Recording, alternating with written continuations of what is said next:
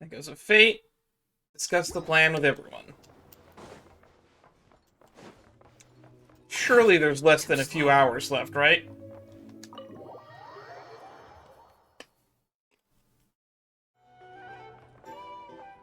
Oh, we just walked into something. This is a thorough plan, but I do have one last question before we take action. How can we be sure that our enemy won't leave the designated area? Great question. Albedo's been hard at work analyzing Rächer and the Wild Hunt's behavioral patterns. His conclusions are as follows. Firstly, from the earliest known confrontation until now, Rächer has never displayed any ability to manipulate the dimension of space. So it's unlikely he has any power in that domain. Then how the hell did he get in that domain? You guys really glossed over how he got in there.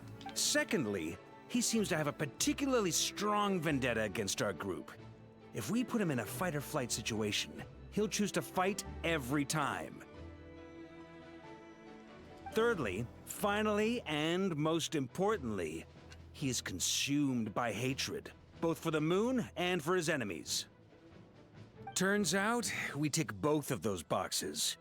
We have a reincarnated moon in our ranks, and a spy who accessed his private memories without permission. He'll be baying for blood, not looking to escape. As someone who's had their fair share of interactions with the Wild Hunt, those all seem like valid observations to me. Understood. Then I will defer to the verdict of the group. Is there any reason why we're not holding this in a secret area anymore and we're just publicly holding this in the bar of the flagship? Well, everyone, that's the plan in full detail. Albedo and Durin are carrying out their part as we speak. And now at this point, everybody knows the plan except for us, the player. Plan approved. Scheduling. Okay, any firepower you need, I got you covered. Let's light this baby up. The Frost Moon Scions are behind you as well. And the rest of you? No Also, Dory is here, I guess. All right. Then it's settled. This is the plan we're going with. Next up, an old tradition of mine. Anyone who wants to back out, now's your chance. Okay, bye. No, I'm not leaving yet. Wait, we can still back out of this? Everyone says things they regret, right? I don't want anyone feeling trapped because their mouth said yes before their brain had time to think things through. A very people-first approach. I hear that's common practice in the Knights of Favonius. Heh. Who'd you hear it from? D-Luke? Shh. We don't use people's real names at work. This contact will be known only as Owl, please and thank you. Oh my god, it was Diluc, wasn't it? This plan can only work if everyone does their part. Flins and I will absolutely support it. We shall indeed. You'll be glad you accepted our help. Also, you are the last person I expected to see here, Miss Dory. Not really. I think she should have been involved from the start, personally. It's not often I get called Dory in a work context. My peers usually call me Lord Sangamabe. Still don't remember how she earned that nickname. So, the longer your name, the higher your net worth. Is that the idea here? In that case, Mr. Flint's here must be worth a fortune. That's right, I know your full name. It's... Uh-oh. I think that's a little bit private information. The walls are thin here. I'd appreciate you keeping that a secret. Okay, fine. I'm actually only here as a favor for someone else. Do you have any idea how much it would cost to hire me otherwise? Oh, does this mean someone out there actually has the power to boss Dory around? Her supplier, Alice, probably. It most certainly does not. We have a long-standing and mutually beneficial business partnership. She's actually the mom of a friend of yours. Said mom supplied me with a great little trinket, but now that lady's ruined everything. If I don't start building a little goodwill now, my whole business in Notcry is gonna go down the drain! Okay. So what exactly is so special about this pendant? It got Rerir to drop her. It's a lucky charm that a great mage made for me. We have a business relationship, and she was worried that something bad might happen to me. So, she wanted me to have something that can store power to protect myself with. I finally got it all fully charged up with Kuvaki, and then never went and used it all up at once. Never lost so big in my life. You're right. It was all my fault. I didn't mean to drain all the Kuvaki in the pendant, but I'll make it up to you. You will? Well, in that case... Give me your chess set you and call it give me even. your chess set, and we call it even. I knew you'd say that. Well, it's yours if you want it. In fact, take it now, and I'll even throw in a free Rächer of Solnari. Deal? God, she's such a dick. You're putting me in a difficult position here. It's a very useful thing to have around, but I have a funny feeling it won't be around much longer. I guess we'll see in a couple of days. Looks like bankruptcy for me. How much is that pendant worth? Can Alice just not make another one? Hey, don't be so pessimistic. See this through and you never know. You might find a new business opportunity on the other side. I just realized that the Traveler stopped to think when she said someone who knows mom. And I bet they were thinking Rhine-daughter, but they're probably not immediately gonna think Klee and Alice. Action plan in place, everyone chats amongst themselves. You and Paimon decide to check and see how the stage of the preparations are going. I'm loving the music of Not Cry. The music of Not Cry is great and underappreciated. I love Fontaine's music and Sumeru's music a lot, but Not Cry has quickly become my favorite. Natlan's music is okay. There's like 2 or 3 tracks that I really like. Particularly the... Dory!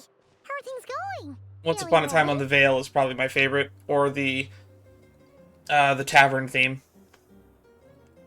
Oh, I was born ready.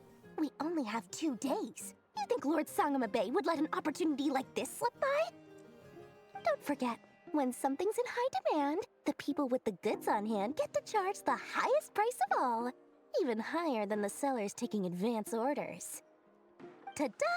See? It's right here! What is that? Is that like a knowledge capsule? It's so pretty! Did you make it? I had no idea you were so skilled with your hands. They probably acquired it, guys. No, I have a supplier. We go way back, so he made me a very attractive offer. Oh, this one's a he. I wonder who supplied this then. Aha! No wonder you were talking about lucky charms at the meeting. You've been getting Kaveh to make them for you. Oh, this was Kaveh. That's not the full story. It actually started a while back as a project between me and the Dendro Archon. Oh, so that Nahida made this one then. Mage Alice once warned me that this world won't stay safe forever. Oh, she dropped the name Mage Alice. Is the Traveler going to catch on and realize who that is? I passed this on to the Dendro Archon, and she secretly brought together a research team made up of Sumeru's If top Aether doesn't scholars catch on, please to tell me invent Paimon does. technology that could keep people safe. I won't go into the details because it's all very complicated. But if you want to know more, you can ask the Dendro Archon about it sometime. Nahida is probably hands down still the best Archon. Anyway, point being, it was the Dendro Archon who asked Kaveh to build this little contraption. As one of the top Kasharawar talents, he was the obvious choice. Right, Kasharawar's the architecture class. Got it. I couldn't remember that last time we were doing this. Took him long enough. He stressed over it for ages. Must have gone through at least a dozen designs before producing a final product. But that's Kaveh for you. Marak delivered it to me a couple of days ago, along with a letter from Kaveh. Could I ask why I'm sending this technology to you? And what's your proposed use case? Has it been approved by the relevant authorities? Haha, joke's on you, Kaveh. There are no relevant authorities. So nosy. My fault for sending him the research permit to begin with. Surely Nahida must have told him you were involved in this project. He was probably just nervous because you're always so secretive about your business. Could be, could be. Anyway, I just replied, let's hope there never has to be a use case, because it would involve grave danger. Fair enough. But it sounds like he was just being cautious. He probably felt responsible as the one who made it. True. He would hate for it to be used in some dangerous situation and then it not work. He would probably blame himself forever for anything that happened to the user. Or maybe he was asking as a favor for his housemate. He's done that before. Not sure why, though. His housemate doesn't seem to really care that much about this kind of stuff. Either way, all's well that ends well. I'll be honest, I have no clue what Alhaitham cares about. I wouldn't want to be without it, given the potential dangers that lie ahead. So it looks like Paimon and Traveler did not catch on that her great mage supplier friend is Alice. Huh? What does that look mean? Paimon's just super surprised. This must be the first time we've ever seen you actually get serious about something. It's not the Lord Sangamabe we're used to. Well, a long time ago, I made a promise to myself. I promised that I was gonna live every day of my life with a big beaming smile. Obviously, Mora plays a big part in that. But there are always gonna be times in life when you have to give something back. To anyone who thinks that money can't buy happiness, returning a favor, or doesn't realize that it can remove almost every obstacle that prevents happiness. And it can also buy things that give happiness. So, if you think money doesn't bring happiness, or doesn't buy happiness, I think you are vastly underestimating how much power money has. Alice has been a huge help to me over the years. She was... Oh, she said Alice again. Please tell me the Traveler and Paimon understand this. I want my investors to know that Lord Sangamabe is the best in the business. And more than that, no one knows what the future will bring. Whatever happens, I want to make sure the Dendro Archon and all of Sumeru is prepared to face whatever comes. So back to the pendant. Oh, that? I was just making sure Nefer and I are square. Don't be thinking it was some sort of benevolent act. I'm no saint, so don't treat me like something I'm not. My priority is doing the business that I want to do, so long as my conscience lets me, but it usually does. That's the Lord Sangamabe business model. Dory has a conscience? Alright, if you say so. Okay. I do say so, and that's the whole point. I'm a businesswoman. Don't go trying to figure out what kind of person I am. You'll exhaust yourself. Much easier for everyone involved if you just take my word for it. Oh, and could you two help me get this stuff where it needs to be? Thanks so much. You're my favorite assistants. Assistants, customers, whatever. Alright. Oh, we're jumping back to Hisi Island already.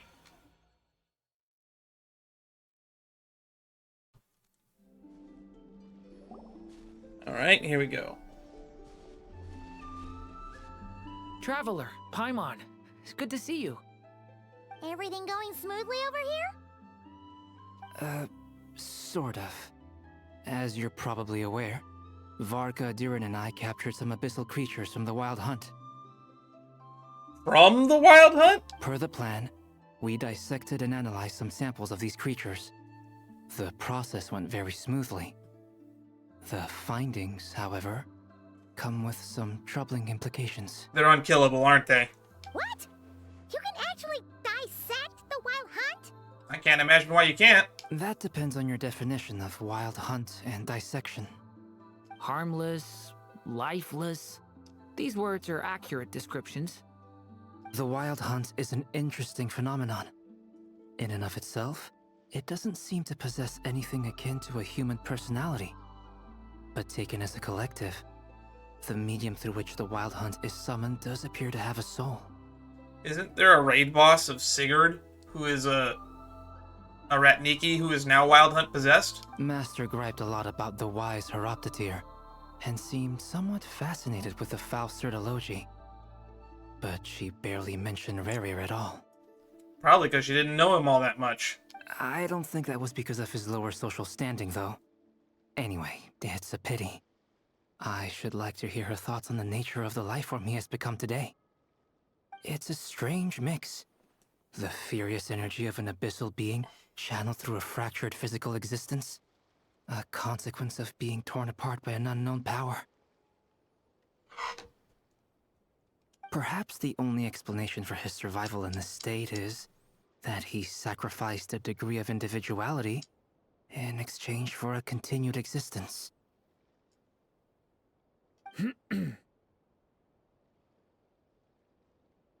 Oh, sorry. Once I get talking about interesting research, I have a tendency to go on indefinitely. Back to our research findings. Essentially, they confirm my hypothesis. Rerir's corpse is completely contaminated by the Abyss, and the effects are irreversible. Well, that sucks. So we can't turn him back into a human. But can he be killed? You could think of this as Rächer in mutated form. But in my view, even that would be inaccurate. In reality, his whole being has been consumed by the Abyss. In other words, he is now nothing more than a manifestation of abyssal power. Unfortunately, at present, we have no means of completely eradicating abyssal power. Hence, we cannot fundamentally destroy the Rächer of Solnari either. Oh, that's terrible news! So, that's it? We can't defeat him? Not even if we get the power of the Three Moons? Miss Columbina's situation is a difficult one. She can never achieve wholeness when the world does not accept her presence. It's as if her creator banished her to a place she can never be accepted. It means she spends most of her energy just on her own survival. Given the circumstances, it's only natural to despair. But we must see this plan through to the end. We just gotta get her to the moon. It's not that hard. Have Mavwika come over and punch a hole in the sky. Time to kick off the backup plan. And we find our spaceship and go. Oh, Paimon almost forgot! This is for you. Dory asked us to bring it. Ah, how wonderful. Well, thank you for making the trip. Durin and I will be heading off shortly. I'm sorry I won't be there to protect you in person this time. Please be careful. I will be as careful as I am able to. All right then. Stay safe. We are dealing with an immortal evil, genocidal maniac. Evil didn't feel like a good enough descriptor.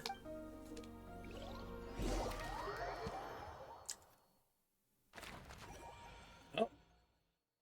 This time we're just cutting to Varka and Llama. Everyone is here. Is there anyone I recognize? There's Evelina. Ossian. Rebane. Sraka. Zustra. Rächer. Now Verna's not here, I guess? Oh well.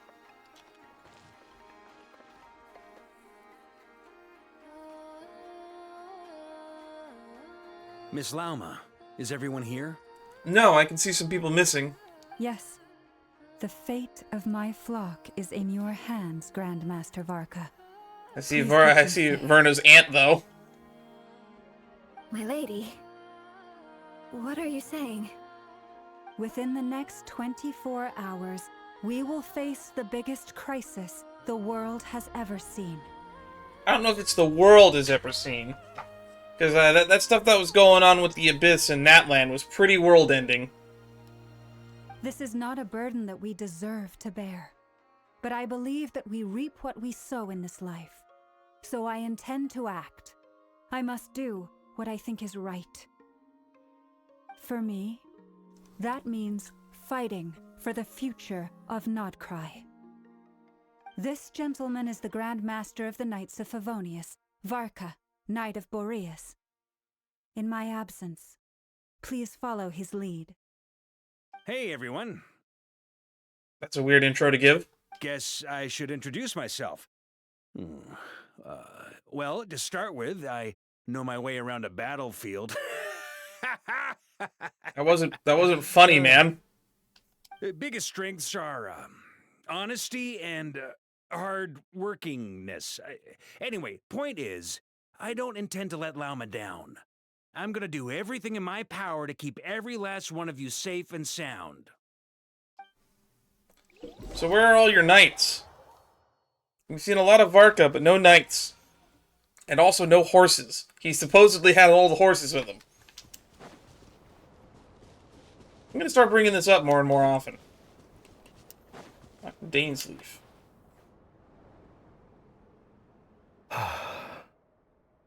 Something on your mind? Damsel, here.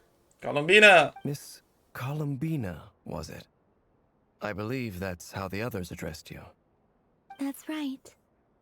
Names are funny things. Have you always been called Dainsleif? Yes. I take it your own name has a more complicated history. I have a different relationship with names than other people. To be honest, I'm not even sure that Columbina is my name. At least, not in the same way that Dainsleif is yours. Columbina to me sounds more like a code name or a title. The Damselette was a title, Columbina was a code name, and I guess Kutar is probably the closest thing to a real name you have, to be honest. But it's what everyone calls me, and I go along with it. But Kutar just means Moon Maiden or Moon Goddess, so that's not really a name either. To things that I forget to question why they are so. I never used to think much about where names come from, or what they mean to people. Maybe something's wrong with me. Maybe by the time this is over, she goes by a new name and we're just gonna call her Luna. You're different from other people. I sensed it the first time we met. You're more perceptive than most. I'm sure your long life and rich range of experience explains that. Do you ever find yourself missing Conria, Mr. Dainsleif? Actually, I think this might be one of those rare instances where Dainsleif is talking to someone that's probably a lot older than he is. Difficult to answer. I have dreamed of the past many, many times. Sometimes I'm fighting tooth and nail. Other times I'm lying on the ground, defeated. Like, the only people that are older than Dainsleif are basically gods at this point. I don't recall any happy moments from that time. It has been too long. Is that because hatred survives longer than love and affection? That would not be for me to say. I couldn't really say either. I make no excuses I'd say it's a for the toss-up. grudges I bear. But whatever the reason, I remember little that was beautiful or sentimental. Thank you for your help with the Rerir situation. Without your efforts, I never could have learned the hidden truth of his story. You're welcome. I know he's your friend. Friend?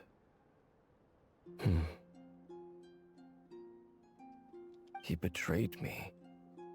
And I never really understood what he was going through in life. Some friendship, that is. Okay. So, do you plan to fight him with us? To be fair, Dane, you seem to have been aware of what his real job was, and how that probably would have been conflicting for him. So, I think your friendship with him falling through is as much your fault as it is his. You see, you're torn. Now you know what really happened. You see the things he's done in a new light. I need some time. Of course. I completely understand. Anyone else in your position would feel conflicted too. Actually, I went through something similar myself recently. Something happened that changed my perspective on a situation. A situation I took for granted at the time, but now I feel very grateful for it. You mean the Harbingers who still support you, even though you've left the Fatui? Yes. I always thought they were only helping me because Harbingers are forced to work together. But then I abandoned them. A warrant was even put out for my arrest. And even now, they still support me. Which means I was wrong about them all along. Well, maybe not all of them. I don't know how well you knew Capitano or Tartaglia. But Dottore seems to literally just be using you. Clearly, they view you as a friend. I feel a little guilty now. I regret not seeing her help for what it was, and not treasuring it. You talking about Sandrone, or possibly, Rosalind? I see the guilt that you're feeling now, because I feel it too. Hopefully, talking about it will do us both some good. Have you noticed that the Traveler and Paimon are over there? I think they've been listening. Huh. Shall we say hello? Sure. Are you gonna try to sneak up behind us now? Hello. Ah! They caught us! Alright, we were concerned about you. I forgot that we were here, to be honest. I apologize. I got so absorbed in their conversation. No doubt you wish to know where I stand on the plan to take down the Rächer of Solnari.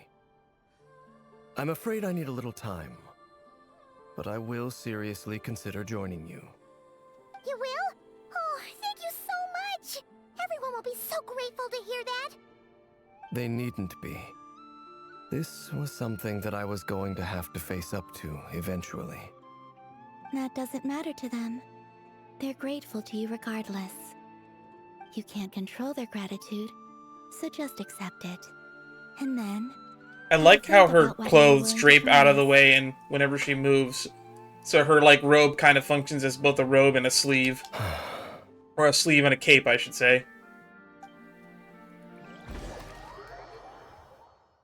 Okay, Varka's all by himself over there. Sanctum of the Oathkeeper. It's nearly showtime! Let's go rendezvous with the others. You know the place. Why are we going to the Silver Moon Hall? There's Flins. Ah, you're earlier than I expected. Hey, Flins! Been waiting here long? Not too long. I came a little early so I'd have some time to think. Are you nervous about the battle? Quite the opposite. I'm reminiscing on my past battles. When I was awakened by the Ratniki, I had not touched a weapon in many years. I felt like the battlefield was not where I belonged. But after waging war against the Wild Hunt for so long, I came to realize something. A life of absolute peace is simply not a possibility for me. That sucks.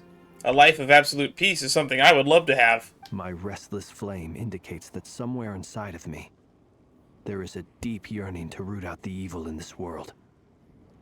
Oh, that doesn't sound like such a bad thing. I agree. Well, in the past, when I was a Fae whose primary concern was hibernation, it was hardly ideal. But it certainly serves me well here in the present.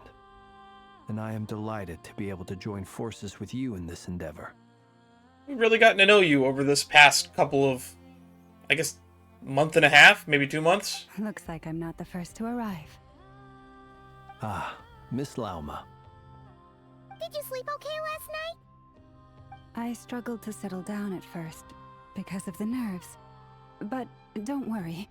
I got enough sleep in the end. I'll be just fine. Thanks for everything. Please, I'm just doing my part. Never! Over here! Alright, who's not here yet?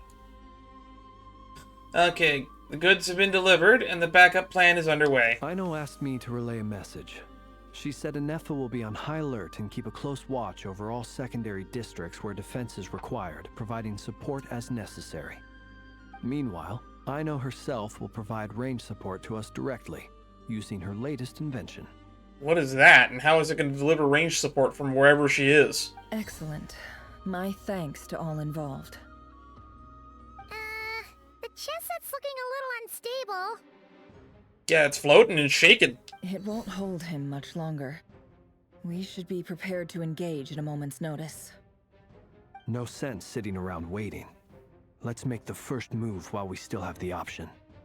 I agree. Paimon, find a safe hiding place. Got it! Be careful, Traveler! I will. Oh, I'm thrown off guard when Aether speaks. Everyone, take your positions as soon as the battle starts. Every ounce of strength we have in our bones, let us bring to this fight. Ready? Let's go.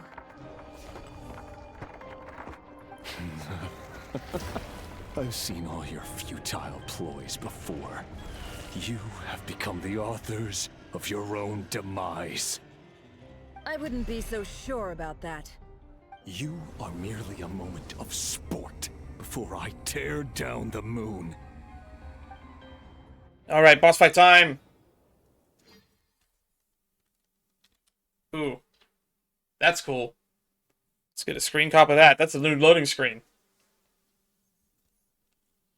It's probably the thumbnail I'm going to use too.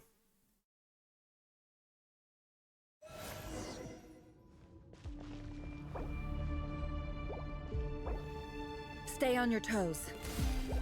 Yep, you too. Oh, they actually give us a full party. Let me help you guys. It's Moonlight.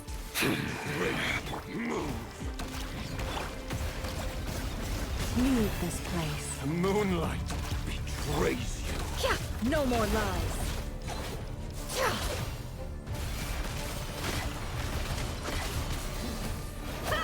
That's how it never works. Be silent. I don't know what he's doing. Ow, that looks painful. You poor lost lamb.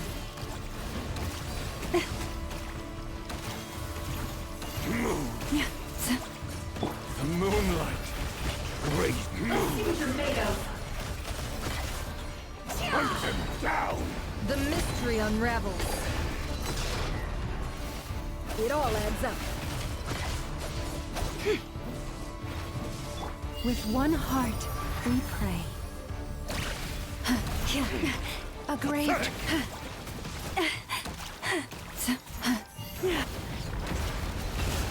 Can't hide the truth.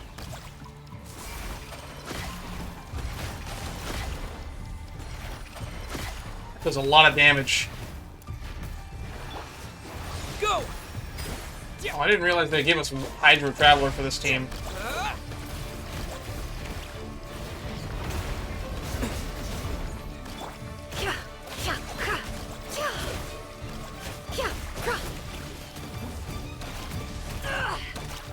No more lies.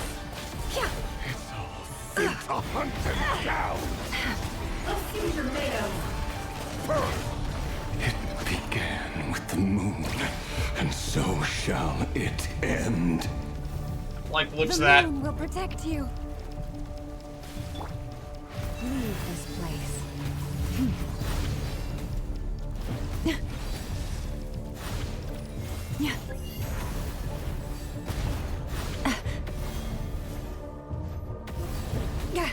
Do you see now? Gotcha.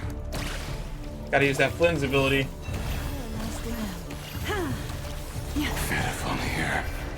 When will it be as you foretold?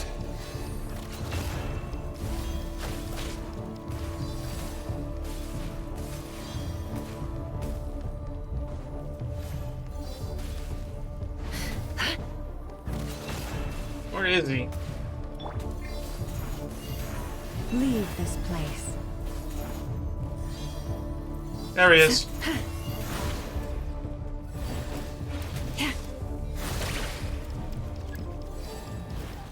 Stay your hand.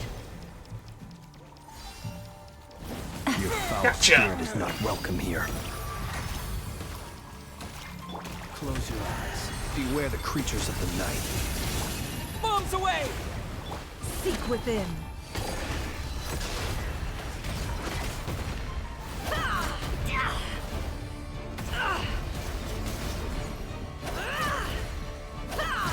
It all adds up. Hunt him down! Hunt him down!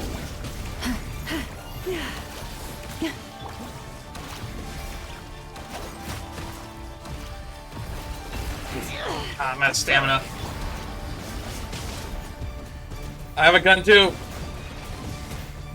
Go!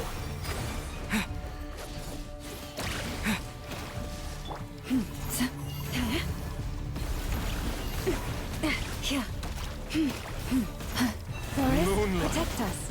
Great. A grave transgress. No more lies. Hunt him down!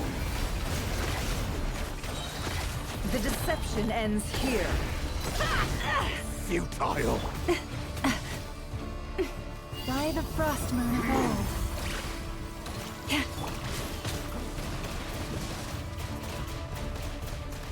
The moon. Pathetic.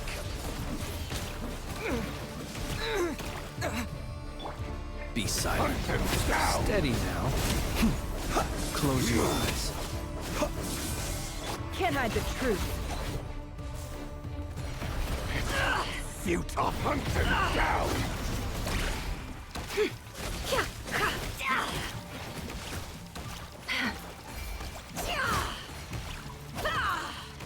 The moonlight. Hunt him down! Stay your hand. Your little game of heroics is over. Who wants to go first? Uh-oh, what's he doing? Get out. Oh, that's his halberd. Uh-oh. No, we've been separated. Destroyed. You okay? Reborn. Never. Where are the others? Stuck outside the barrier. I guess he really doesn't like us. I told you before. Knowing too much is always a death sentence. Be careful what you wish for.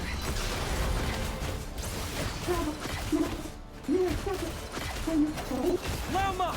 Can you hear me? Hold on, where? Silence. Run. The voices are gone. But at least I know they're still there. I need to focus. Stick to the plan. Remember my most important task. Just keep stalling him. If I can stall him for long enough, the moment will come. What moment?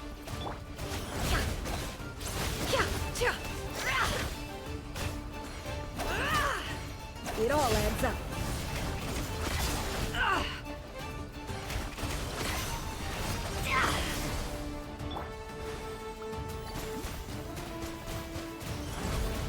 I just gotta keep stalling.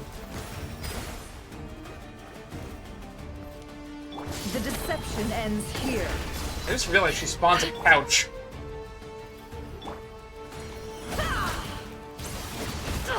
Absurd. Can't hide the truth.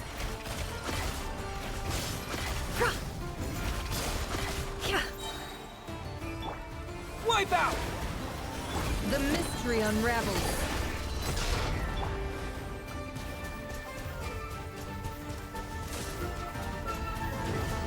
Go! Zork Kuvaki 3 times.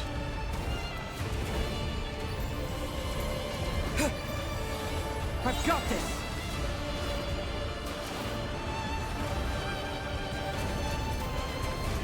Water jet!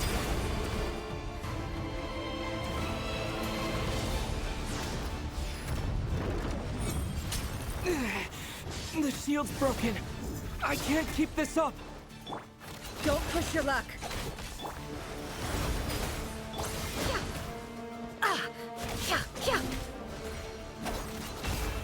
It all falls into place. How much power will it take? Yeah! Seek within. Can't hide the truth.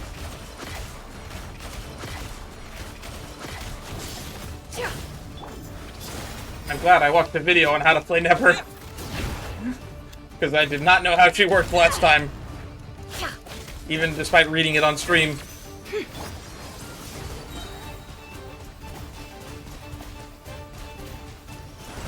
Water jet! Bombs away!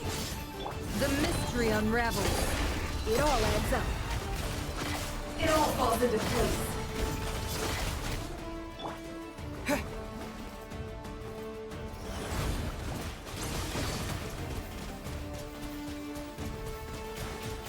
Water jet! The deception ends here. Can't hide the truth. Let's see what you're made of. Wipe out!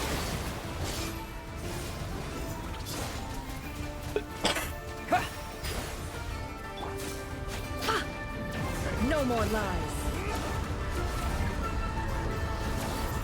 Come on, Guvaki. That's 2 Guvaki. That's 3 Guvaki. There's no other way. Can't hide the truth. Something's happening.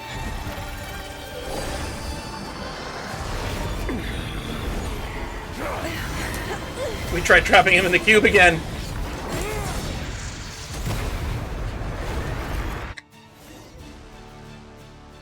The only way to defeat Rächer is to borrow his own power. Is Columbina sleeping through the meeting? Because it kind of looks like she is. That means Columbina will have to disappear while you two bear the brunt of his attacks. You have to hold on. Find a way to keep him focused on killing the two of you. I think we have accomplished that part of the plan. Nefer, your eyes are bleeding. Ooh, that's not good. Also, we've gone into black and white, which is even worse, as the game doesn't go into black and white that often. The last time I remember it going into black and white was during Nouvelette's story quest. Or character quest. Soon you will be powerless to resist. And then, I will reduce you to dust. But that dust will plague your memories. Come on. Keep holding on. Any other tricks up your sleeve? Let's see them. As entertaining as they are, you've backed yourself into a corner. You don't fool me. I see your fear clear as day. I have to stoke his rage. Make him unleash everything. I don't see how that's a good thing. You fear what you could never defeat. You fear the thought of never being able to save your beloved. You cannot win the fight against fate, Rerir. Is that what you think? Well, now it's your turn to feel afraid. Cutscene! You fear the sound of your own name? The Rächer of Solnari. Or is it what you've become? Let's see what becomes of you!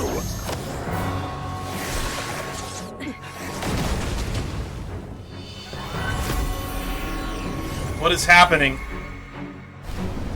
It looks like albedo all written all over it.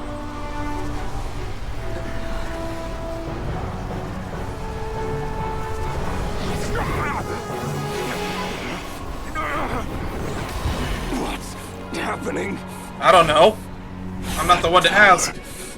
I've seen it before. Oh, it's alchemy. It's chemia.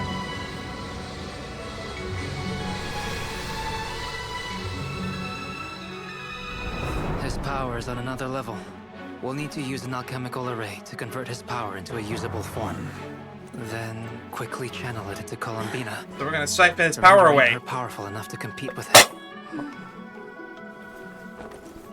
I'll join you. I can help. She's playing If I release 3-card enough Monty. energy into a confined space, it'll create a potential difference, allowing us to extract a huge amount of elemental energy. Next, I'll synchronize with everyone's minds using Pyro, then give you temporary access to their abilities and fields of view. But it won't last long. Can you see? Well enough. Can you see? Says the woman wearing. He says to the woman wearing a blindfold. We have a student of gold Rheindotter in our midst. How about that?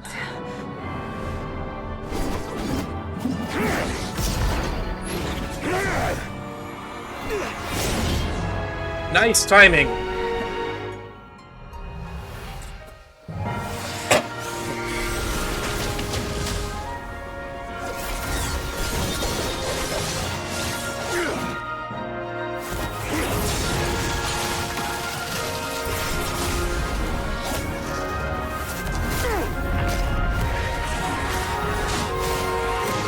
Why is this turning into DBZ again? Use my own power against me? Just like how you stole Kuvaki. Look familiar?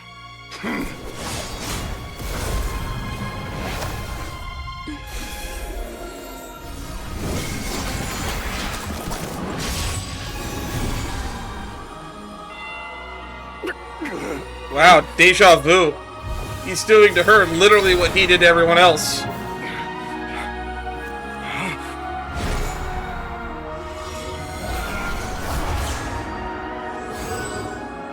Don't you realize? You don't have the power to hold that gate open. I don't, but someone else does.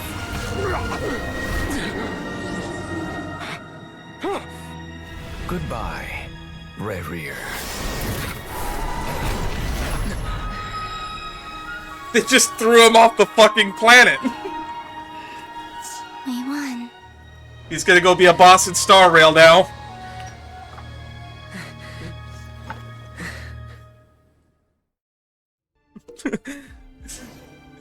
We did what they fucking did to Vanitas in Kingdom Hearts 3, and they just yeeted him.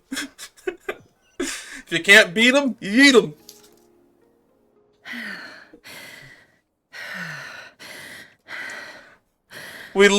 I just realized that's the second time that this Nodcry arc has basically done a JoJo's Bizarre Adventure. The guy, Act 1 was and 2 was basically stopping Rerir from putting the stone Aja and absorbing a bunch of energy to become the ultimate life form. And now in this part, we only beat him by throwing him off the fucking planet. Nefer, how are your eyes? Still bleeding. They're fine. Apart from the blindness, of course. You know, that the thing that eyes are used for. Outside of the fact that I can't use them, they're fine. It's like me when I broke my leg back in August. Oh, my leg's fine, I just can't walk on it. It's not too late. Let me handle it. Oh, that's right, Llama brought medicine and healing implements. Is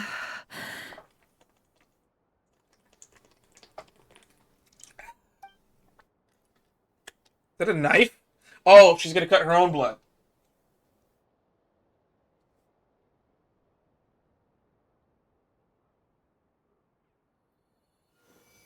I kind of forgot about that. It's been so long since it's been relevant that she can heal by putting her blood on stuff. Never.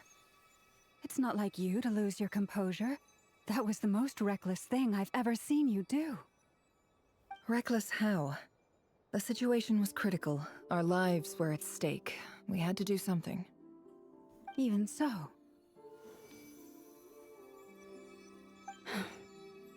Okay. I guess you're right. Under the circumstances, it was a wise decision. You traded your eyes for an incredible victory. In business terms, She went full I suppose Jiao Cho. that's a huge return on investment. I'd be hard-pressed to argue otherwise. Still, I don't like this outcome, and I don't want you to lose your sight for good. People suffer when they make sacrifices they shouldn't have to make. Whether that means faith, strength, or in this case, your ability to even see. I agree. I don't like it when people make permanent sacrifices.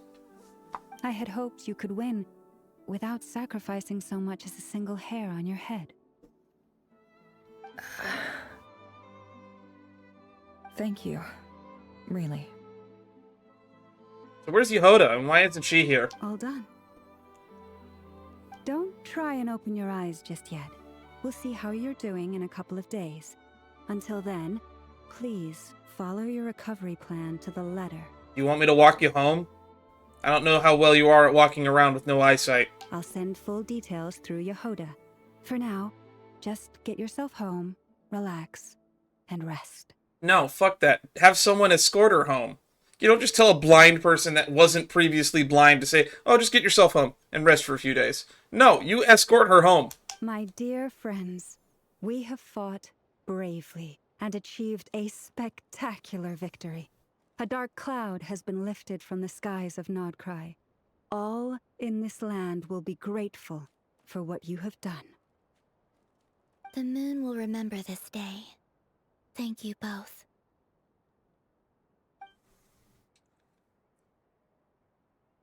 Yehoda is here.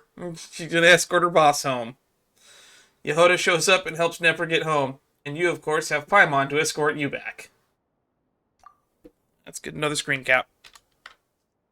I wish that text was more legible. I wish I could change the color of the text to gold or something.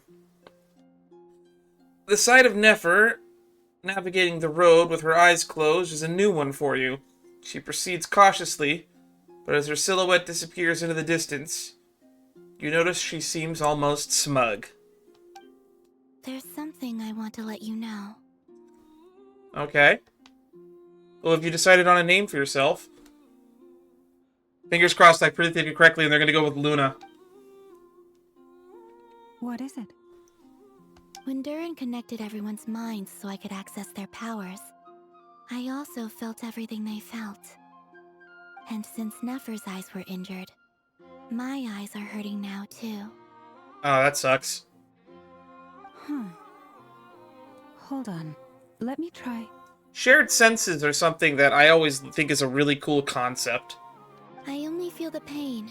There's no actual damage. I just thought I should tell you. Humble brag. You're right. There's no damage. That's a relief. But I must say, I'm surprised to hear the Kutar share something like this with me. In the past, you never used to open up about yourself. Things are a little different now from how they were. I'm learning to share how I truly feel with my friends. Friends? You have no idea how glad I am to hear that. So are we going to check back in with, like, Arlecchino and Sandrone at some point? Because I know that Sandrone really, really wanted Polonia to have a rematch with Rerir.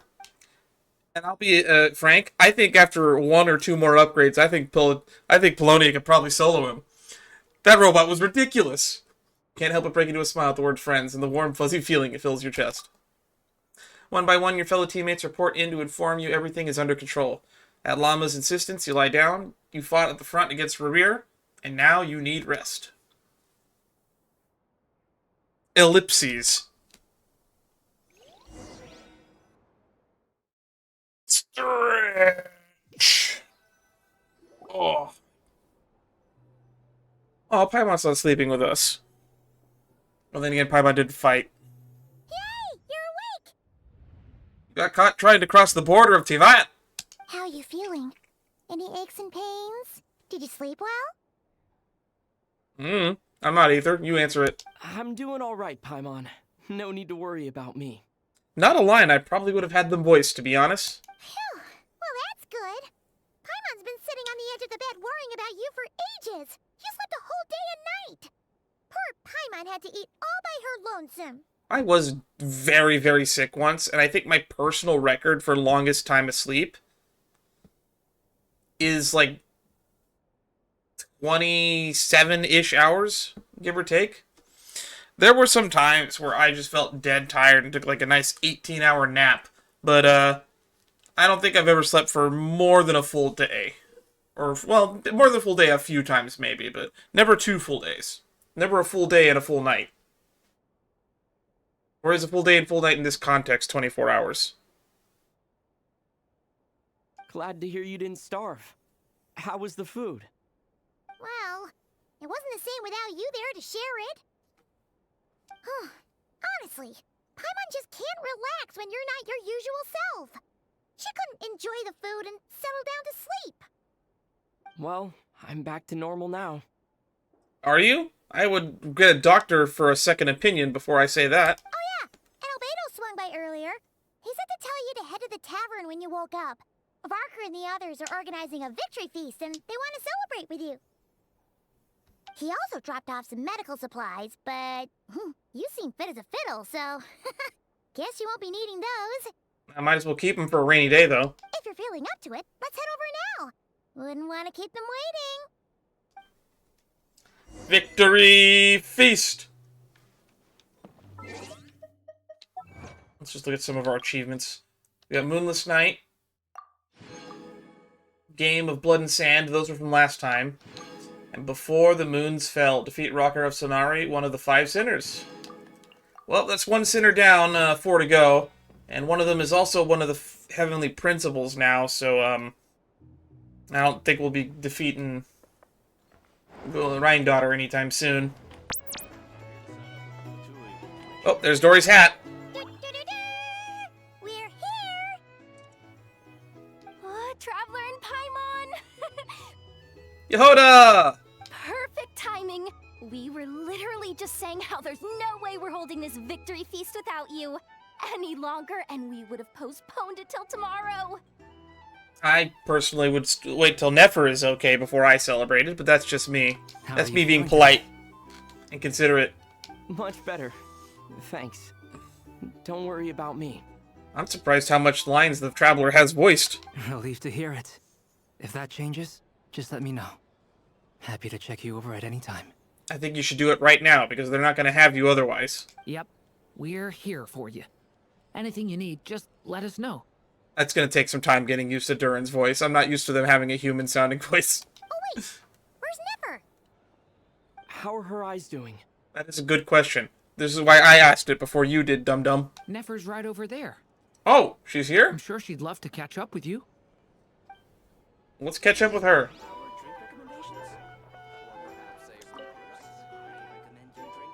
Hello, you. Recovered from the battle? Mostly recovered. Thanks, I'm touched you ask. Come on, what do you mean? Of course I'm gonna ask. I care about my friend's well-being. And we are friends, aren't we?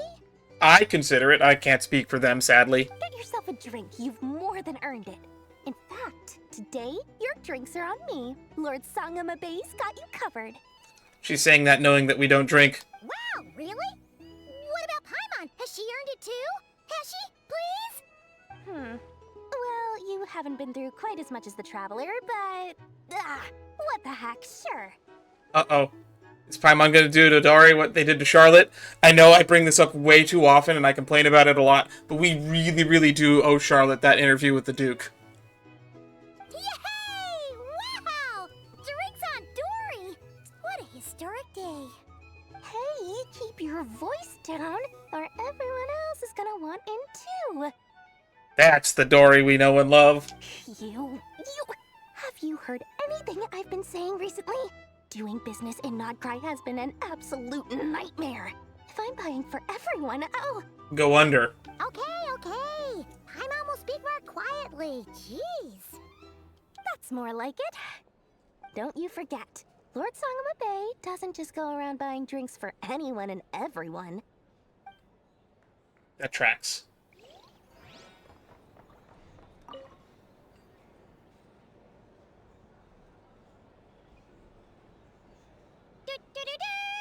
Oh, so this is a repeat. Okay. Editor me, skip this one out. Okay, Nefer's over there. Oh, Dane's over there.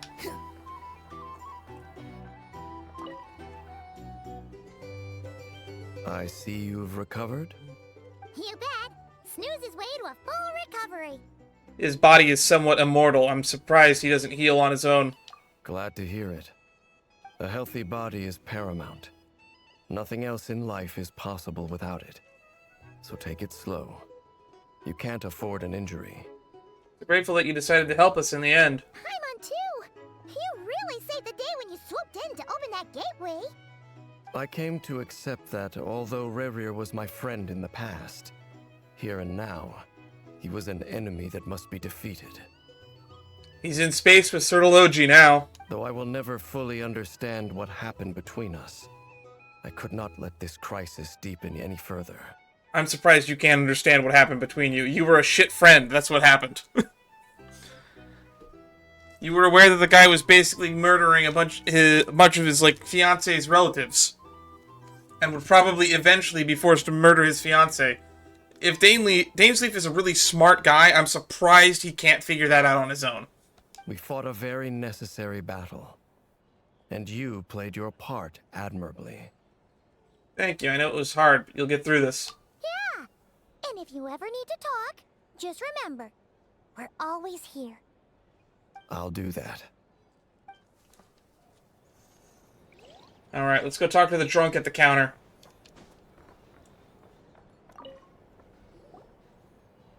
I thought of 1,000 ways to congratulate you, but now you're here, words are failing me. Yeah, you seem really bad with words when you're put on the spot for some reason. The honorary knight stuns them speechless once again. Man, I haven't seen Ether do that pose in a while. Well said. The honorary knight showed us all how it's done. The other knights tell me that Mondstadt was the first stop on your journey. All of us are truly delighted to count you as our friend. I'd like to thank you for supporting the Knights of Favonius, and also for helping us save Nodcry. Don't mention it, Grandmaster. Nonsense. Of course I'm gonna mention it. This is more than just business. It's a relationship. And there can be no relationship without showing gratitude where it's due. Eh. I guess Loma's the only one that's not here, right? Wait, Flins isn't here either.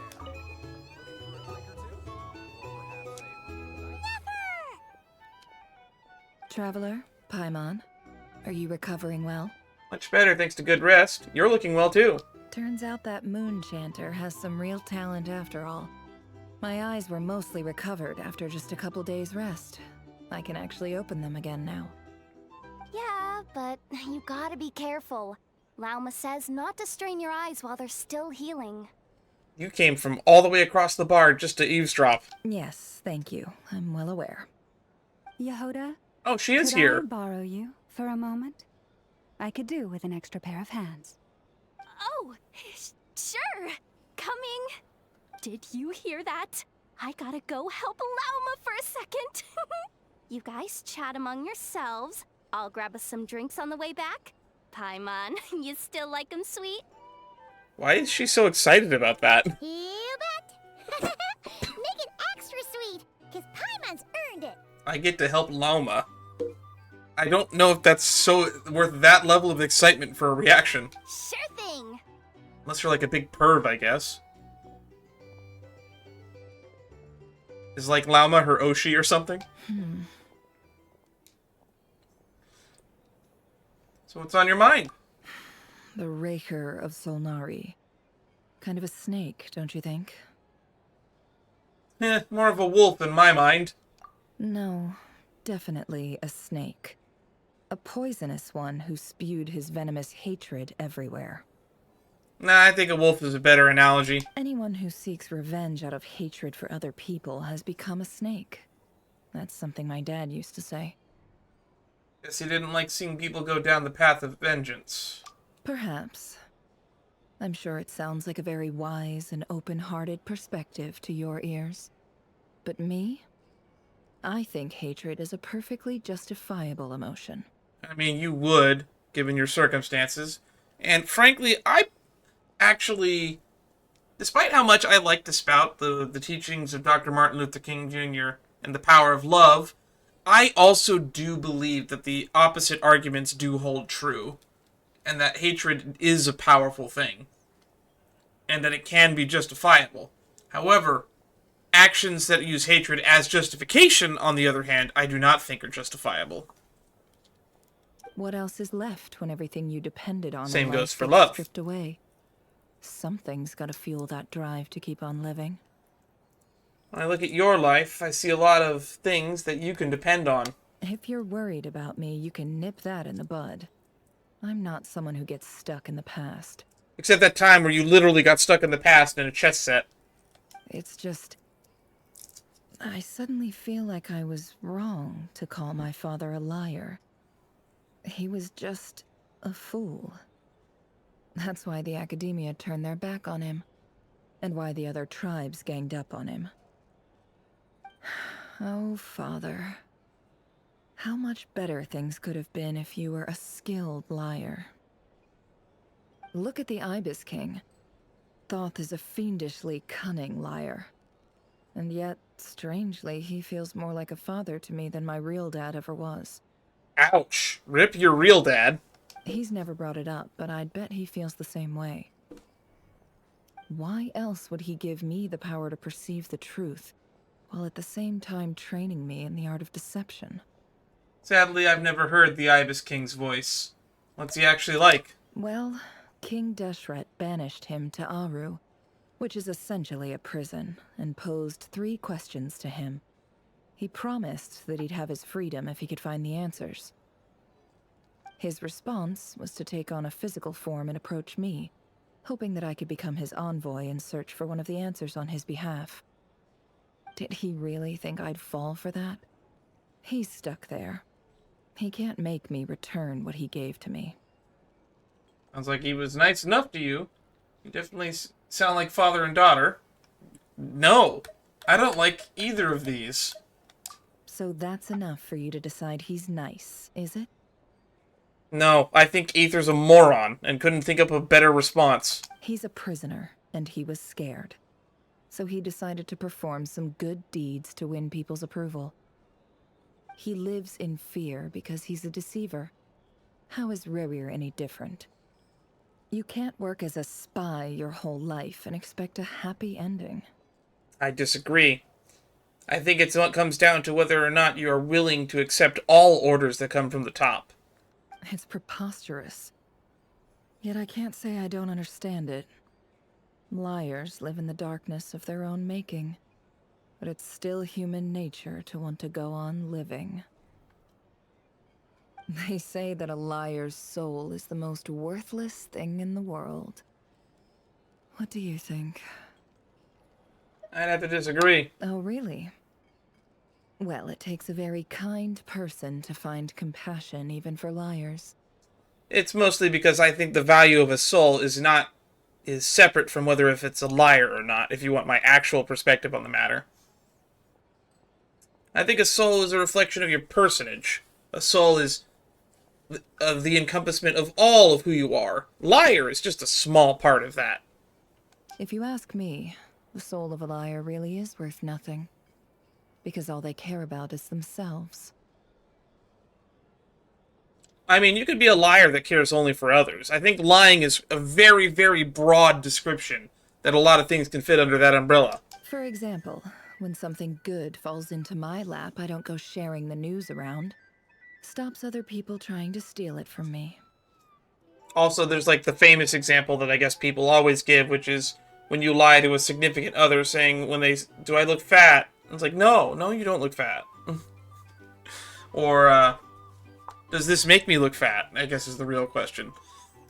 People lie all the time to not hurt other people's feelings. People can be very considerate when lying.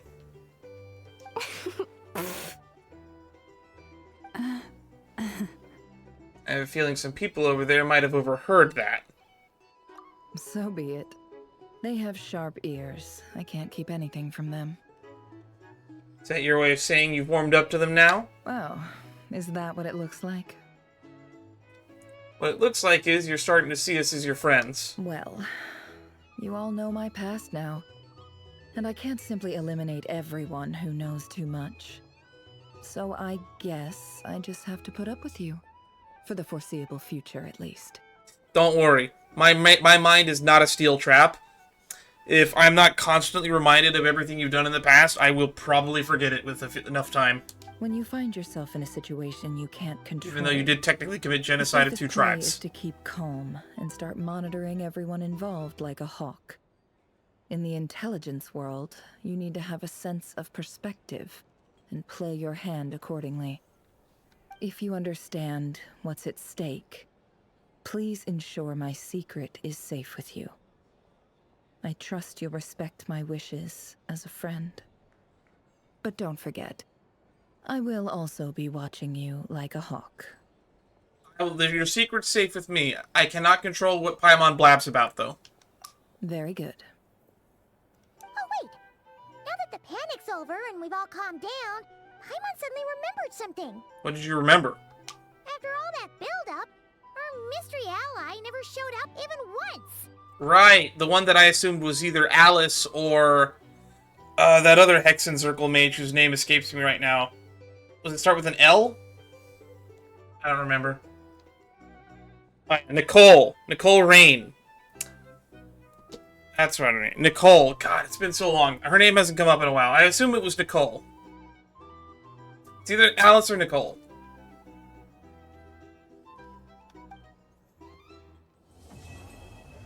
Act 4 complete. It's coming from indoors. Huh? Am I imagining things? If Act 4 is complete, why is there still a story mission happening? Or are we about to get more cutscene? So, that close colleague who stayed behind with you? What's he been up to recently? Are we talking about Dottore? Please tell me it's Dottore. Dottore has been brought... I've been asking about Dottore since I got in the fucking region. Don't know, don't care. I get more normal human interaction from hanging out with Bosco too than him. That's funny. Although, now you mention it, he hasn't bothered me in a while. I wonder if... If he's disappeared without a trace, it's the biggest gift he ever gave to the world. But I somehow doubt that's what's going on. Maybe he's finally gonna go burn down Irminsul. He won't lie low forever. So we'd better stay on guard.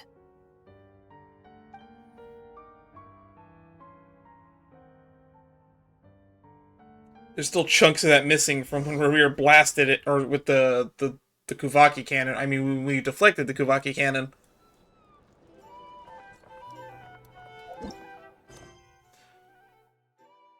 Act 4 is done, but it still says we're in Act 4. What gives?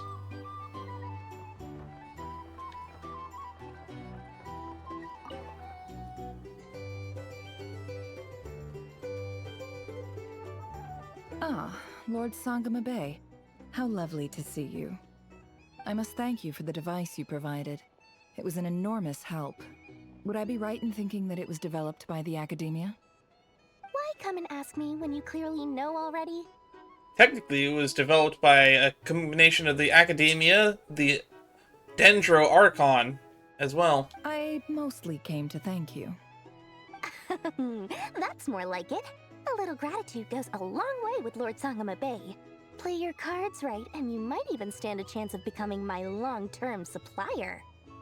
The chance to work with such a kind and charitable investor as yourself would be a great honor for the Curatorium. Is she being serious or not? I don't even know. Who said anything about charity? First I'm hearing about it. Let's see. The first plot of land you purchased in Nodcry, your desert interests, and... Stop! What do you think you're doing? Exposing my investment history! Investment history is supposed to be something that is publicly available information. It's nothing to hide from. They're all perfectly legitimate investments. And some of the land you purchased was with the intent of building a sanctuary? Yes, I heard about that too. How did you... You're a curious case, Lord Sangama Bay. You don't like people finding out about your good deeds, do you? But I'm afraid no matter how hard you try to keep things under wraps, where there's a will, there's a way. You did it for Sumeru, didn't you? It was empty land that was gonna go to waste otherwise. I figured if I built something there, it might at least get some use in an emergency. Is that why she built the Palace of Alcazarzare? Is that what we're talking about here? Disasters are capricious things. They strike without any warning. I've lost family to a disaster before, and I don't want to lose any friends or business partners if I can help it. My elder sister used to dream of finding a sanctuary. Somewhere with plenty of food, water, and medicine. Where everyone could live happy lives. Now I'm just remembering that right outside Aru Village is that horrible, horrible hospital where they were experimenting on people. It was something I looked into, but after discussing things with the Dendro Archon, I decided on a more effective strategy. The tech people handled the tech, and Moneybags provided the Mora. It just made the most sense. It's a pity that so few people know the truth about you. Everyone says that you view everything in terms of Mora, and all you care about is growing your own wealth. No, she just wants to live happily and comfortably. And she uses Mora as the metric for that. So, what's the problem with that? Everyone wants to be rich. It's human nature. So yes, I love Mora, and it's nothing to be ashamed of. I don't want to be rich. I just want to be comfortable. But surely you have dreams of your own beyond just making Mora. I think that technically I could probably live comfortably on my lifestyle with maybe like $25,000 to $35,000 a year. Which is, I think, below the poverty line still. You don't get it, do you? My dream is to invest in other people's dreams. And, you know, make a nice little slice for myself along the way. Just thinking about it makes me happy. That sweet, sweet sound of Mora. Probably sounds like this.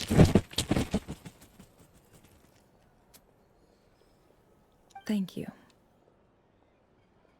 For the device? And the pendant. Oh, that. I was just returning a favor. Don't worry about it. Seems like we've both been away from home for a very long time. Yeah. So long that I barely remember what my family even looked like. That's a little bit longer than Nefer, I assume. That would be your mother, father, and sister? Yeah, though it's been years since my sister passed away. It's not like I want to forget them, obviously, but memory can be even more ruthless than the most calculating business person. Beyond a certain point, if something isn't helping you, it just gets rid of it. My sister can't help me now. Slowly but surely, her face is fading from my mind's eye. It's become a vague impression. Not everything will fade. When loved ones pass away, the beautiful memories are the ones that last the longest. Yeah, that's true. If you ask me, that's the one silver lining in all of it. I'm really good at remembering faces, so that's not a problem I have. Maybe when I get older.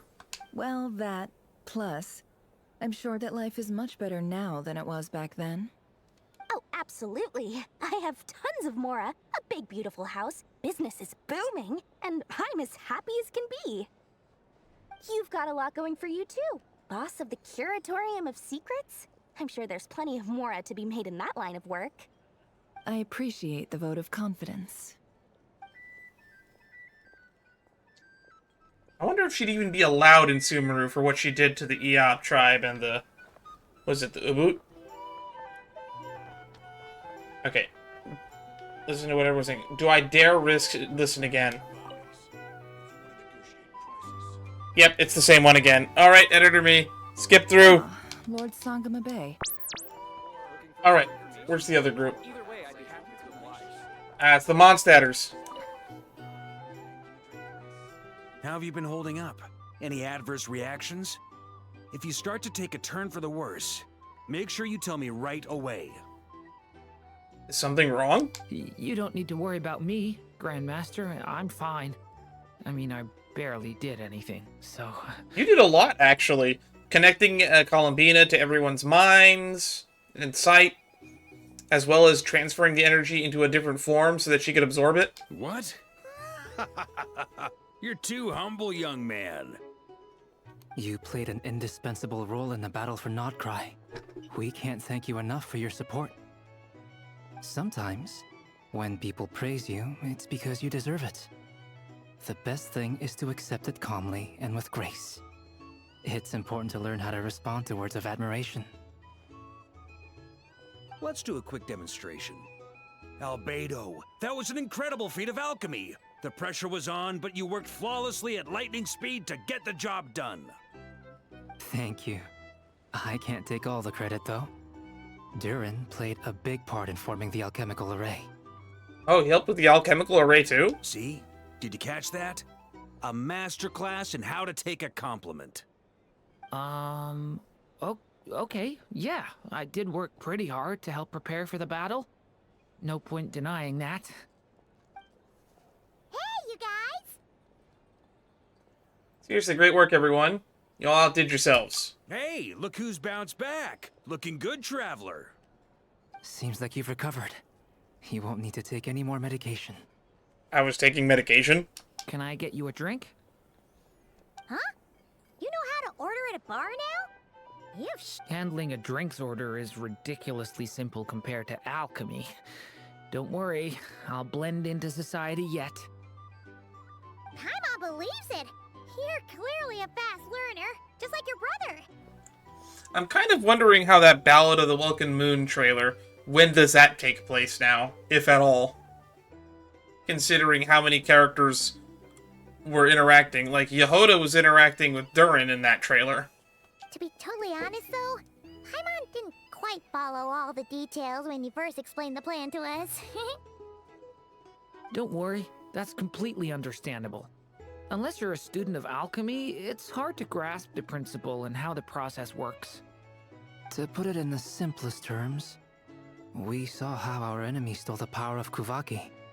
And that gave us the idea of stealing his power to turn it against him.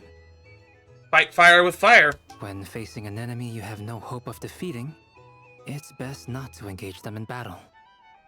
So, instead of looking for a way to overpower him, we decided to help Columbina get strong enough to at least stand up to him in a fight. For this to work, we had to analyze his modes of attack, confirm who his main target was, and make sure that he wouldn't go beyond the range of the alchemical array. For added security, we prepared a total of 4 arrays. But to mitigate the impact of the battle, we identified one location in particular as the ideal spot, which is where the confrontation took place. The alchemical array absorbed his abyssal power.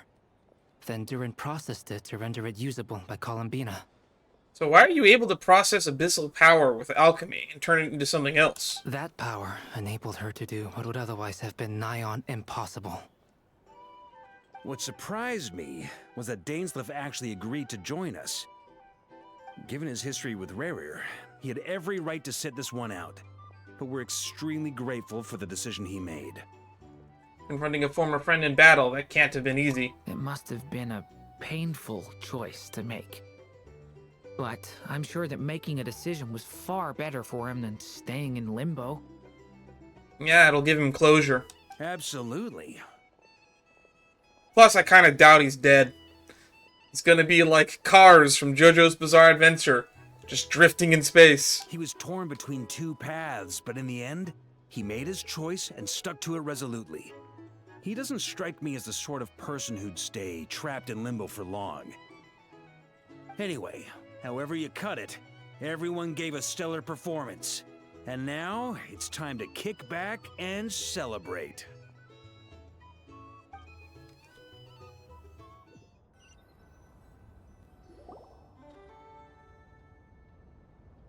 That's the only reason you're here. To let you know that Rerir is gone. Yes. I've thought a lot about it. And I've realized that you, me, and Arlecchino should be friends. I think this is very important. So I felt I had to come and tell you. Well, this is a new one. I'm so moved. I can't even hold my teacup. If that's all, you can leave now. Do you not want to be friends with me? Or is it that you prefer being co-workers? What is this, Columbina? Are you deliberately testing my patience threshold? Right now, my politeness module is active. But if you say another word, I swear I'll shut it down. Is she really a robot, or is she like Lynette and just has the same weird quirk of referring to personality modes? God, I also still think it's hilarious that they made Lynette touch a robot and it fell apart. Which is a reference to an old anecdote you did in the Traveler's Tales. Apparently she is like that horrible with machines. If your politeness module was active, wouldn't you say the word please at some point? Polonia, please see Lady Columbina to the door. Will you still invite me to your next tea party? What? Yes, I think you will. Bye-bye, dear Sandrone. Oh, and we're here now. Why are we here? Catching up with a friend. Hope I'm not interrupting. Last time, the Wild Hunt escorted you out. Would you rather I handled it myself this time? We just wanted to, see how you were doing now that it's all over. Why did you two want to see how it's going now that it's all over? Why? Out of concern for my safety? I hope you didn't seriously think that the Rächer of Solnari would be able to lay so much as a finger upon me, given how prepared I was. So since when do you care so much about the Fatui, by the way? Where did Aether's hate boner for the Fatui go? I'm not complaining, but, like, this feels out of character. Mostly because you kind of helped us out, so we just wanted to check you were okay. Looks like all your robots are fixed, huh? I'd spy books and teacups on the table. Afternoon tea. Oh, don't you worry about that. Tea time is already a write-off. The visitor before you managed to kill my appetite. If you're in the mood for tea, go ahead and help yourself. Otherwise, it's going to waste. My coasters are still missing in action, though. Use this notebook instead. That notebook looks familiar. Whoa! Pretty hefty notebook. Look at all those calculations. You can ignore those. They're just dumb scribblings. I doodle and write in my free time. Sometimes I remember the distant, dreamlike past. Sometimes I imagine the far-flung future. And other times, I grit my teeth and note down all the crazy nonsense going on in the present. Some people do the crosswords in the newspaper. This is my equivalent of that. You compare that to doing the crossword? Really interesting character. By the way, we are saving for her in case she becomes playable. Trying to predict the future is like daydreaming. And writing about the present just makes me furious. The past is my favorite. If nothing else, it's already set in stone, so I don't have to rack my brains trying to figure it all out. Huh. Although, having said that, the only vaguely interesting memory in my past is probably that guy they call Lord Artificer. Lord Artificer? You mean Elaine Guillotine?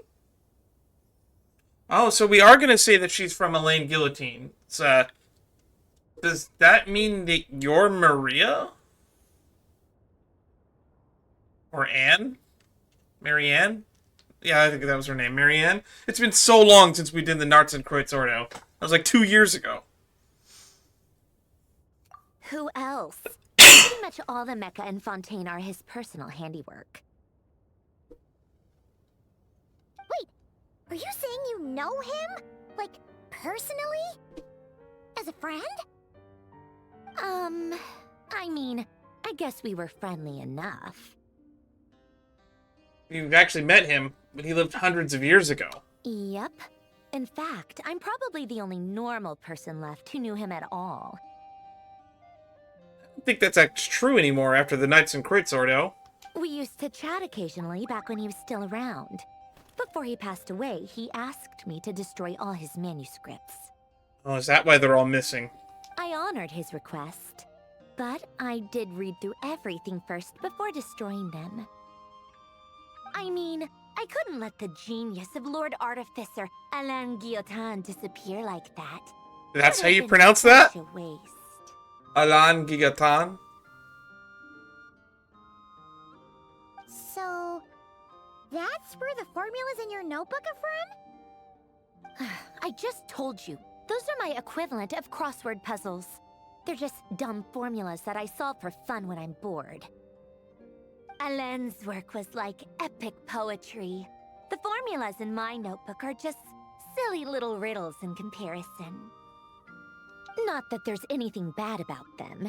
I mean, at least, solving those riddles isn't going to hurt anyone. Except me, 'cause I lose a few brain cells in the process. I'm concerned about your health and well-being. Anyway, while we're on the topic, I might as well tell you about what happened to him and his friends. Him and his friends. Alain Guillotin had 2 close buddies, Renee and Jacob. They spent their childhood years together in the Nazissenkreuz Institute. So, if I remember correct, we have seen this photo before. So that's from left to right, I believe. Renee, Marianne, can't remember her name. The lady that was in charge of the orphanage. Then we have Jacob in purple there. And then that's Renee at the end with the hands in the pockets. They were all quite competitive, so there was some rivalry between them. But it was a friendly rivalry. They weren't kidding when they said Not Cry was going to make a lot of the World Quest lore become part of the story so that it actually matters. Because you probably wouldn't remember any of this if you didn't do the Nuts and Crates Ordo quest line. Which makes me wonder if they'll update the dialogue if you go back and do that now instead of, like I did, where I did it like when it came out. But beneath the friendship and the rivalry ran something deeper, a sense of nostalgia for the past. Unfortunately, childhood would end, the prophecy would come true, the apocalypse would arrive, and the future would never be. A mad dream that would normally only capture the minds of lunatics begin to take root in their hearts. A dream of saving the world. Wanted to turn everybody into a hive mind, or something like that. And if Renee and Alain had been people of lesser wits, that dream would probably have ended up as something for them to joke about in their older years. But alas, they were some of the sharpest minds around. They nurtured that dream with the full power of their intellect, and it grew into something that ate away at their souls. The first of them to fall under its spell was Renee. Against Alain's wishes, he persisted in experimenting on a mutual friend of theirs to try and save their life.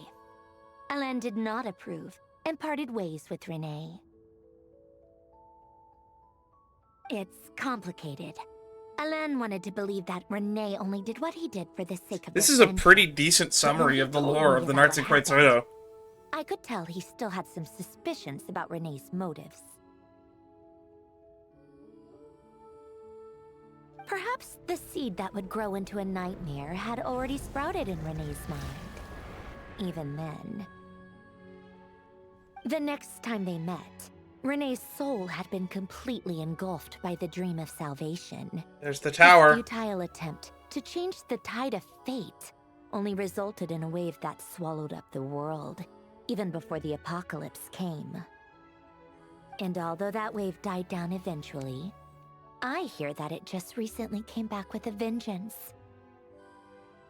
And honestly, I'm starting to feel like if you were this closely tied to them, and possibly like the theory of you being Marianne Guillotin, then I feel like they should have made you more involved in Fontaine. I know there was a world quest that we did where you did get involved, but it wasn't this one. It was the one with Curve. As I understand, Renee wanted to live out his dream of salvation once more. But I'm told that the attempted resurgence finally died out for good. At long last, Renee awoke from his deluded dream. Though of course by then it was far too late. What do you think of Renee? Do you admire his transcendent genius? His view that any price was worth paying to achieve the lofty goal of saving the world? He eventually realized that he was not a descender and that he couldn't. Or do you despise him? Dismiss him as an evil madman who wrought havoc on the lives of everyone around him as he pursued his delusional dream? I don't believe either of those, to be honest. I think it's a lot more nuanced than that. Same difference, really. Just a matter of perspective. I admire him, I don't admire him. I don't know. What a cop-out. But I suspect you'd have a more incisive and insightful answer if we dug into it further. Yes, we would. What about you? What's your take on Renee? I don't like fanatics who give up their whole lives for their ideology. Nor do I like fools who let their delusions take control. Yeah, I think I agree with that, wholeheartedly. Maybe I could understand if Renee had just been an ordinary person. But he had a sage-like intellect. And still managed to get himself lost in a labyrinth of his own desires. Anyway, that's enough about Renee. Now, moving on to Alain Guillotin, the Lord Artificer. He managed to put a stop to the first storm whipped up by Renee. But after that, Alain lost his friends and family. To his credit, I suppose, the loss of his family and friends was purely a tragic accident. It's not like Alain sacrificed them for his cause or anything. Yeah, it was an accident that happened in, like an explosion or something that happened during the, what was it? When he was working for, I was going to say Phantom, I believe? When they were doing some Elneas exploration or something. There was, I forget what it was specifically. After that, the only thing supporting his work was the same dream that had dragged his closest friend down to the abyss. But although the desire to save Fontaine drove him to found the Fontaine Research Institute, Alain continued to reject any form of transcendental knowledge or power. He was suspicious and fearful of it, having seen the way it had affected his closest friend. I think that formulas and machines derived solely from human intellect were the only thing that gave him a sense of spiritual comfort. He did seem super obsessed with that. And there were rumors that he found a way to put his mind in a robot, and there was a theory about that for a long time, that your robot might have his mind in it. But I kind of don't buy into that. It feels too on the nose. Yet Alain's intellect was simply too great. It barely left him space to breathe in his lifetime. Once he realized that the end of his life was approaching, he finally accepted the truth. The Nazissenkreuz Institute needed someone, and a human being, to see its story through to the end. He quit working on his formulas, trading them in for the fairy tales that had played such a formative role in his childhood, but which he barely touched in his adult life. Interesting. I don't think I recognize this part of the story. He told me that the director of the Nazissenkreuz Institute used to read those fairy tales to the children as bedtime stories. Apparently, they worked wonders at sending kids off to sleep. I think that all he wanted at that time in his life was to be able to sleep deeply without being plagued by depression. By that point, nothing else really mattered. At the very end, he laid down to rest in the ruins of the former Nazissenkreuz Institute orphanage, while the Fontaine Research Institute he had founded continued tirelessly with its work. Interesting. So that's where we started one of the world quests for the Nazissenkreuz Ordo, and where we met Anne, the little baby, what are those things called? Oceanids. Many years after that, tensions over competing dreams would once again cause a rift, this time between members of the Fontaine Research Institute. But the actions of those fools had nothing at all to do with Alain. She's talking about the Archeum research, isn't she? And that is the story of two people from the Nazissenkreuz Institute who both wanted to save the world. One went all in on his fantasy of salvation without ever looking back, and ended up calmly sinking to the bottom of the deepest sea. I can't believe that they're adding all this extra yap in just so that we can say, hey, all of y'all who skipped the Nazissenkreuz Ordo questline, here's a brief Cliff Notes summary of everything that happened in that, 12-hour questline. The other sought desperately to burn bright in his life, even though he wasn't sure where he was going.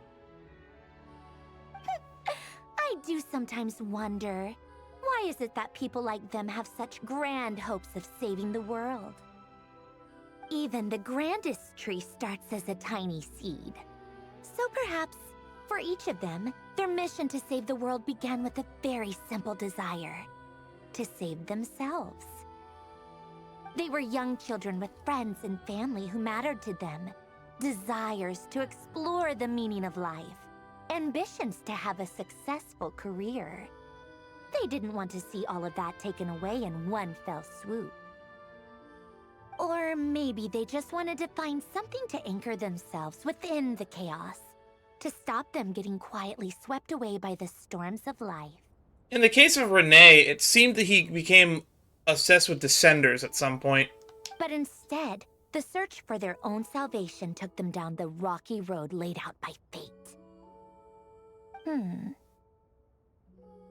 you think the desire to save oneself is enough of a justification to try and save the world? I don't think so, actually. Sensible answer. Glad to know you've got your head screwed on straight.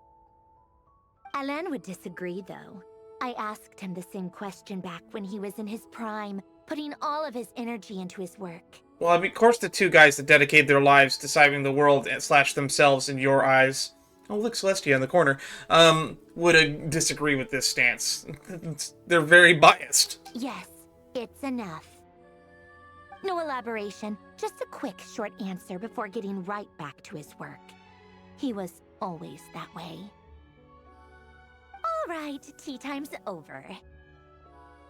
I owe Arlecchino a favor for telling me these stories. I'll have to bring a whole sack of gifts the next time I visit the House of the Hearth. So wait, you learned these stories of the nuts and crits from Arlecchino? I'm gonna go tinker with Polonia now. You guys can do whatever you want, as long as it doesn't involve interrupting me. Polonia, you guys have... exit hibernation mode. Begin diagnostics. So, are you Marionette? Marianne Guillotin? I'm not entirely sure, but it's definitely, they're definitely putting a parallel there for people to find out. Personally, I miss the old theory that that she was actually Guizhong, but it definitely looks like they want to push her into the whole Alain Guillotin storyline. Complete an Elegy of Fated Moonlight. Well, that was weird. I can't believe we got teleported all the way over there. Well, I guess we'll end off since we're still here and we're under 2 hours. Let's do some Traveler's Tales, and then we'll check in on Silver Moon Hall at the end.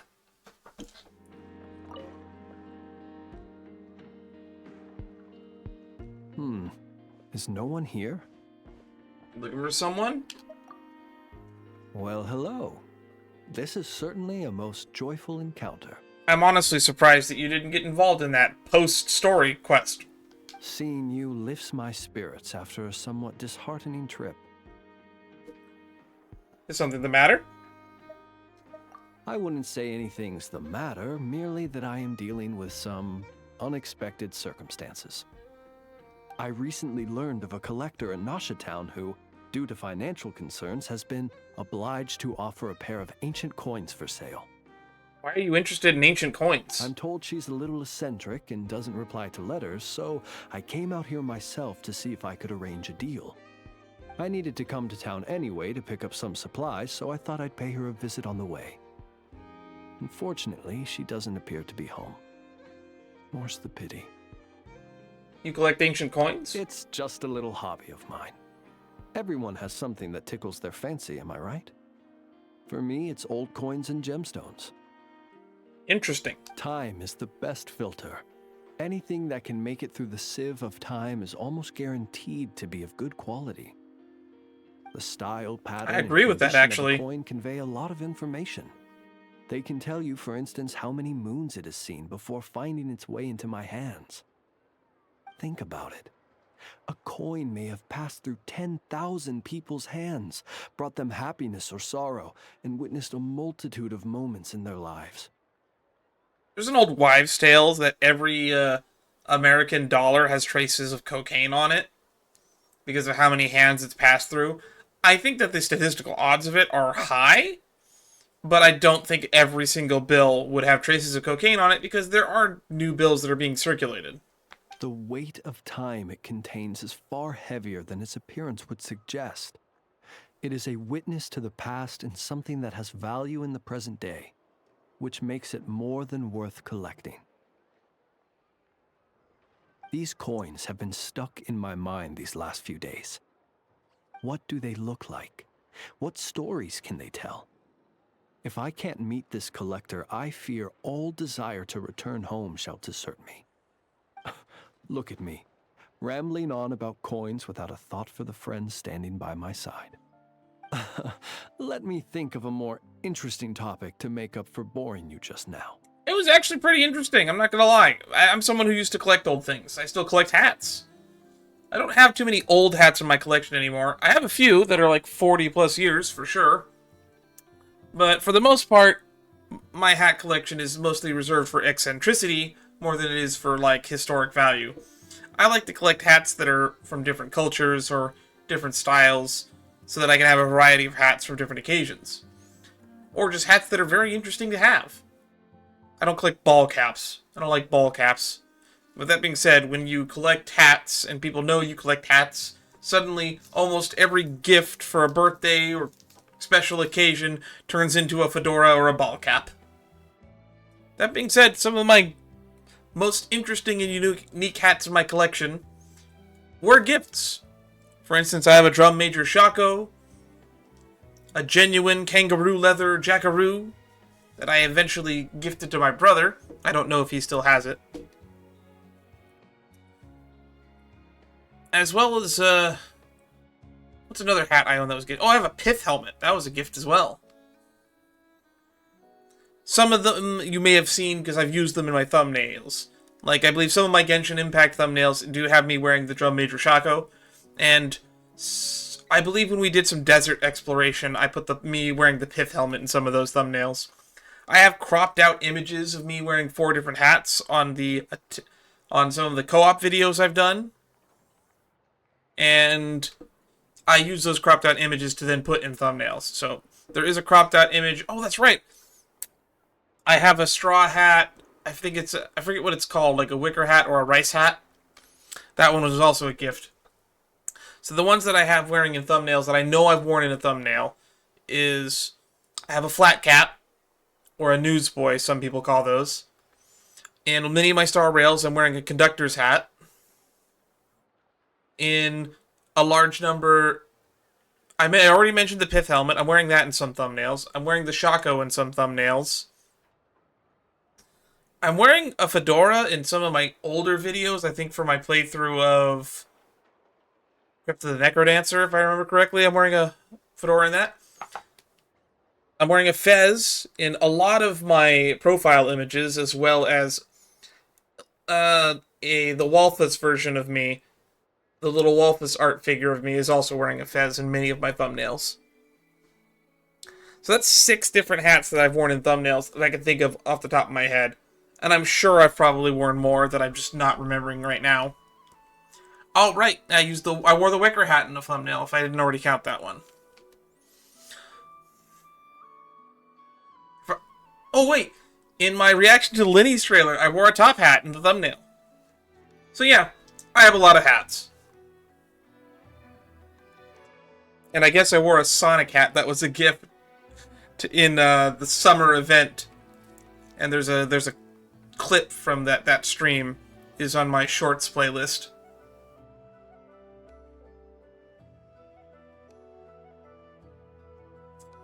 Anyway, I think we're boring Flins now with my conversation. Ah, yes.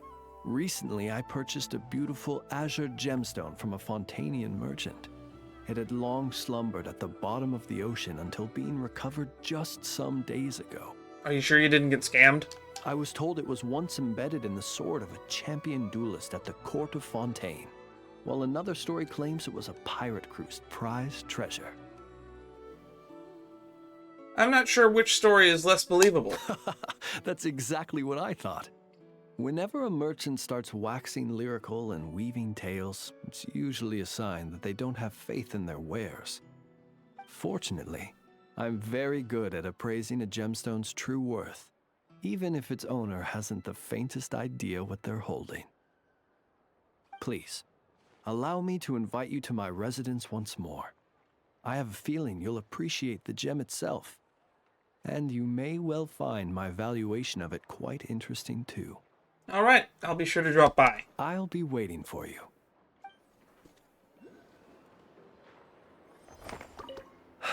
This collector must be a busy person indeed. I'm sure they are. Ancient coins. In Nasha Town, you've come across Flins, waiting to acquire ancient coins. A collectible he seems to know quite a lot about. Presumably, this antique currency is worth significantly more as a collectible than just its face value. I can't believe that they got to explain how collecting coins works to the traveler. Pure freedom in this world. Even the wind cannot blow on. Alright, last but not least, we're going to check on Silver Moon Hall. If not, we'll just move straight into the outro if there's nothing going on here. Ah, she's sleeping in the back.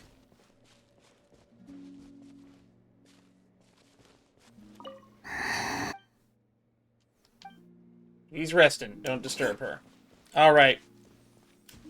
On that note, we'll end for the day. This has been fun. We've spent quite a bit of time. We spent 4 hours and basically 2 hours now. So this was almost 6 hours just for Act 4. So this was indeed quite the lengthy excursion.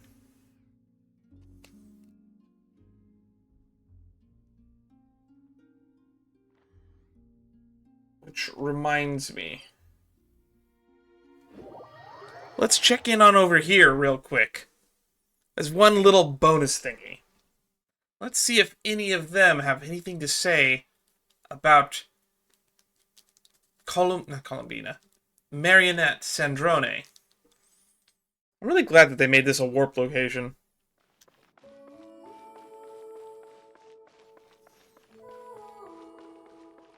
This wasn't here before.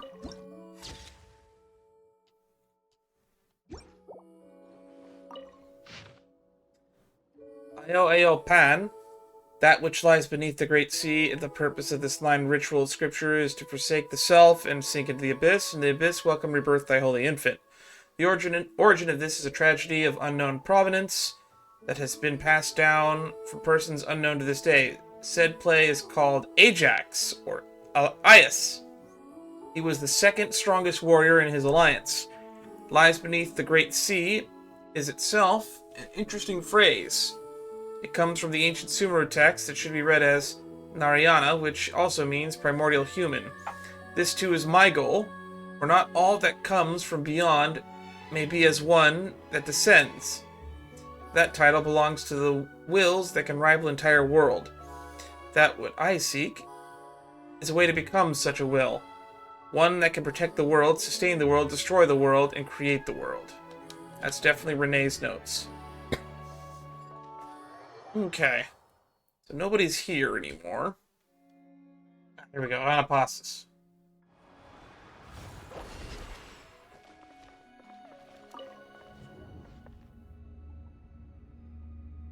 I can re-enter this domain. Squall Fury.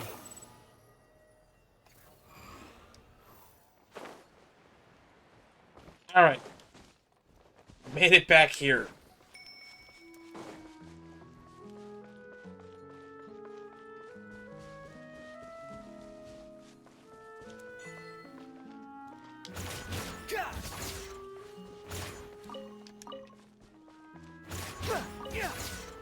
Got an achievement for coming back here. Witness new life spring forth in a certain ruin. I've been back here before. I'm surprised that that's in there. Still don't get how this place is underneath here. Like, they even put a sky above it. Well, this has been an adventure in and of itself. Anyway, tomorrow I have the day off, so I'm probably going to be streaming the Honkai Star Rail 3.7 story, since I want to get into that. I don't know if there's anything else I should be doing in Genshin before then. I guess I could check out the Milliastra Wonderland. I have not looked into this at all. I'll definitely take some time to do that if I have some time to do that, but I have no clue what to do in there if I do, because, like, it's a UGC mode. I'm not really sure how much content it is. I'm told they tied it into the lore somehow, so I'll be very interested to see how they do that exactly. But who knows? So I guess next time we stream Genshin, it'll be some Millie Astro Wonderland stuff. Who knows how long we'll spend doing that, or if it'll be a short stream or a long stream. I've seen some footage of people playing it, and it's mostly memes. But that's all I have planned for the future. Anyway, if you'd like to stay up to date on what I'm doing and when I'm doing it, the best way to do that would be to join the Discord, links to which are where links are.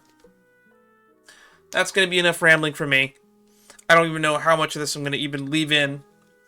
I'm going to have 6 hours of footage just from Act 4 alone to edit through. I'm probably going to have to chop this up into 3 videos for YouTube. I'll probably chop them up into 3-hour chunks. Since Act 3 was a nice and clean 3 hours.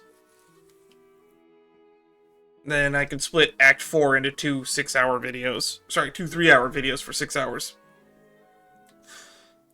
Anywho, once again, thank you all for stopping by. And I'll see you all when I see you. Stay safe out there. Bye-bye.